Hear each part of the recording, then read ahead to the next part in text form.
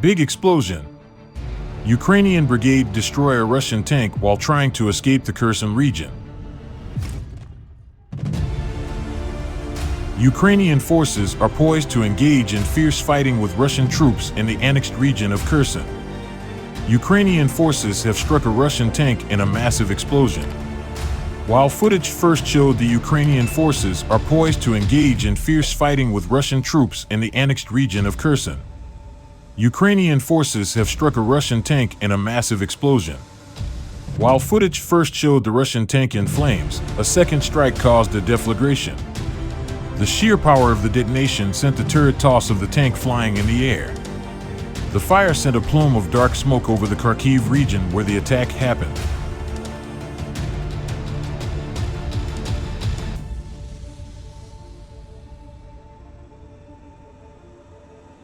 After retaking the totality of Kharkiv, Ukrainian forces are now focusing their military efforts 390 miles further south on the Kherson region, another province Vladimir Putin annexed to Russia. In anticipation of the Ukrainian counteroffensive, Russian troops are reportedly evacuating their sick and wounded soldiers from hospitals, stealing medical equipment as they leave the region with 70,000 civilians. President Volodymyr Zelensky has accused the Russian occupiers of being engaged in mass theft of life-saving medical tools and ambulances in a bid to make the area uninhabitable.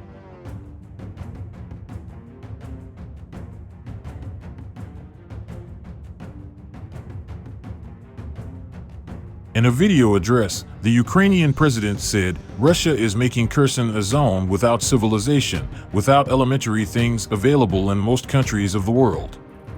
Before Russia came, this region, like all other regions of Ukraine, was quite normal and safe. All social services were guaranteed to people, their life was guaranteed there. And now Russia is trying to make Kherson region literally an exclusion zone.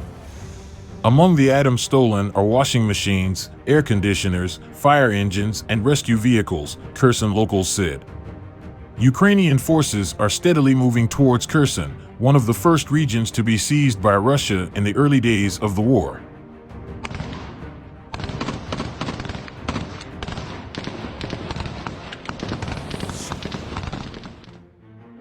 Kherson city is only 18 miles away from a group of the Ukrainian troops, according to Ukrainian officials.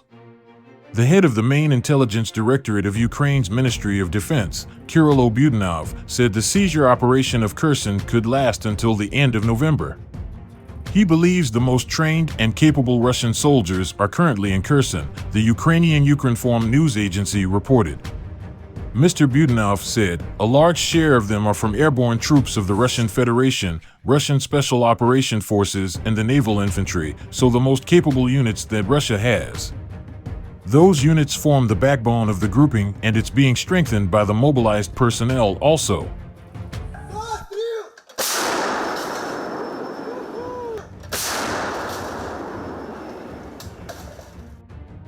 Russian troops could blow up the Kakhovka hydroelectric power plant and the bridge connecting the two banks of the river in a bid to stop the Ukrainian advance, the intelligence head warned. Mr. Budanov added that this might happen when Ukrainian troops take Kherson and if the Russians decide to withdraw. After withdrawal from the west bank of the Dnipro River, they might turn to obstruct our advancement to the east bank, he said. If Ukraine retakes Kherson, it would offer the Ukrainian forces a gateway to the Kremlin-annexed Crimean Peninsula and the commercially important Sea of Azov.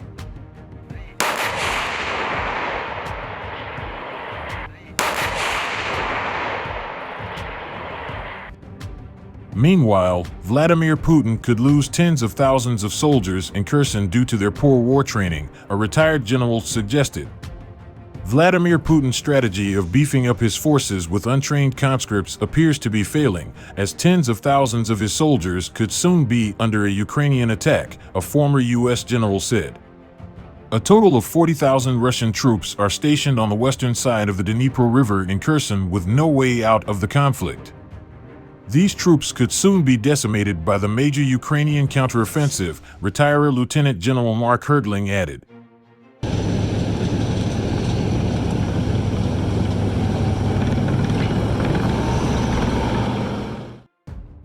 Looking at the state of play in Ukraine, General Hertling told media, Russia is basically stacking their defenses with new mobilized recruits.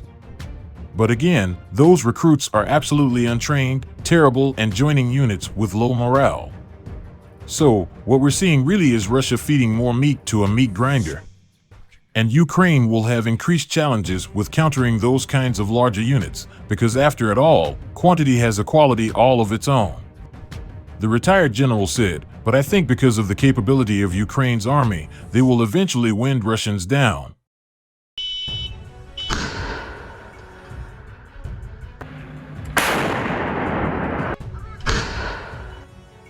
One of the areas in that southern area of Kherson. Estimates by Ukrainian intelligence are that there are close to 40,000 Russian troops on the western bank of the Dnipro River that have no means to escape.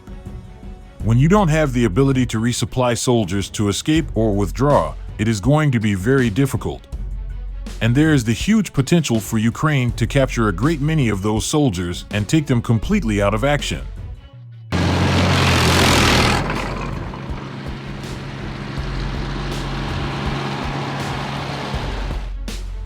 Ahead of a Ukrainian attack, Russian officials have completed an operation to move 70,000 civilians out of the occupied southern city of Kherson. The civilians have crossed to the eastern bank of the Dnipro River.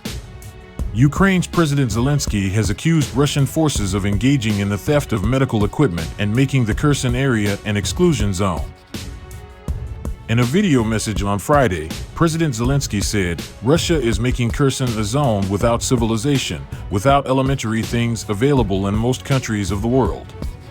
Before Russia came, this region, like all other regions of Ukraine, was quite normal and safe. All social services were guaranteed to people, their life was guaranteed there. And now Russia is trying to make the Kherson region literally an exclusion zone.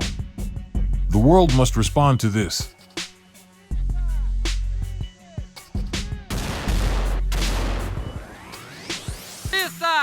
Тридцать! 33!